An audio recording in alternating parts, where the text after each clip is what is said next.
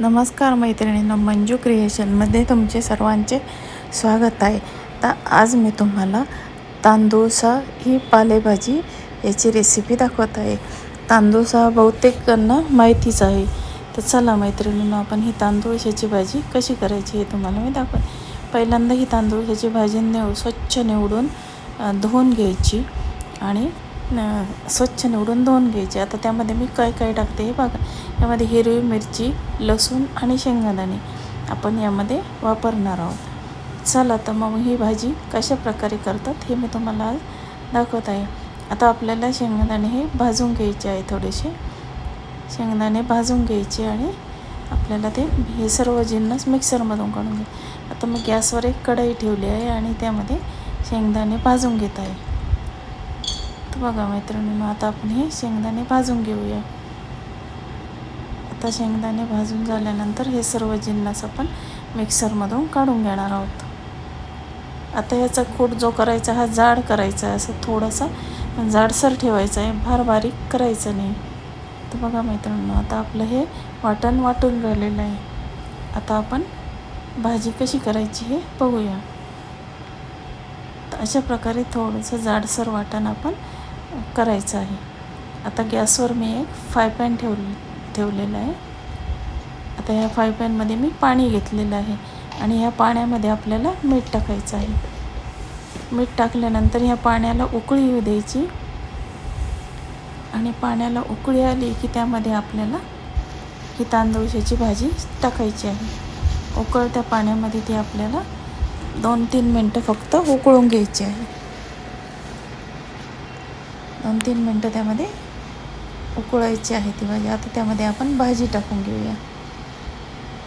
बघा मैत्रिणींना, तुम्हाला माझ्या रेसिपी कशा वाटतात? तुम्हाला जर आवडत असतील तर माझ्या चॅनलला लाईक, शेअर आणि सबस्क्राईब जरूर करा. आता ही सर्व भाजी आपण त्यामध्ये टाकून घेऊया आणि 2-3 मिनटं आपल्याला ती त्यामध्ये शिजवून घ्यायची आहे. फक्त उकळून घ्यायची आहे आणि नंतर ते पाणी काढून टाकायचं. बघा, सर्व भाजी आपण त्यामध्ये टाकून घेतलेली आहे. आता आपण याला उकळी येऊ देऊ. आता हे पाणी उकळलं की ही भाजी आपोआप खाली जाते आणि कमी होते. आता अशा प्रकारे आपण आता त्याला व्यवस्थित असं उकळून घेऊया. बघा मैत्रिणींनो, आता आपली भाजी उकळून झाली आहे. आता आपण एका स्ट्रेनरमध्ये ते पाणी त्याचं काढून घ्यायचं आहे.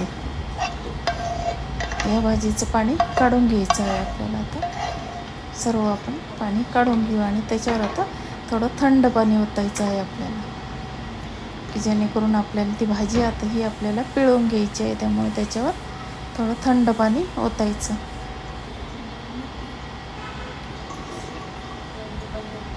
आता आपण याच्यावर आता थंड पाणी ओतून घेऊया थोडंसं.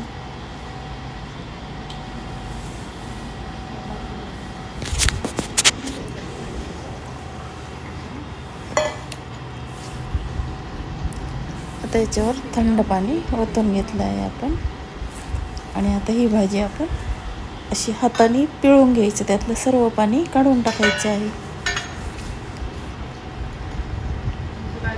ते अशी हाताने पिळून त्याचं सर्व पाणी, ते अजून थोडी गरमच आहे, त्याच्यावर अजून थोडं पाणी ओतून मी पिळून घेत आहे.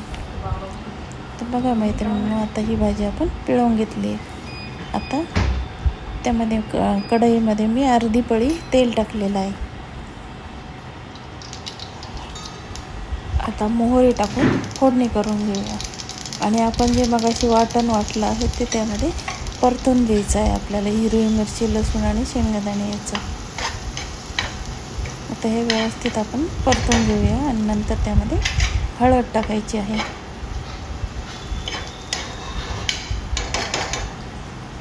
आता त्यामध्ये आपण हळद टाकूया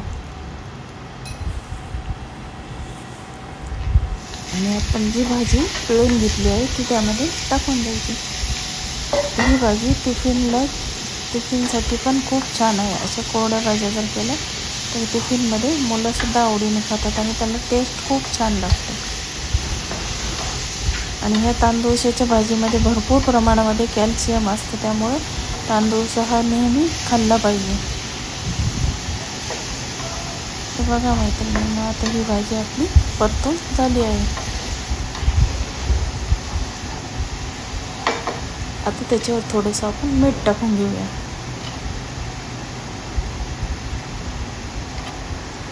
आणि परत एकदा आपल्याला ती परतून घ्यायची आहे. आता आपली भाजी रेडी झाली आहे. आता ती सर्विंग बाउलमध्ये आपण काढून घेऊया.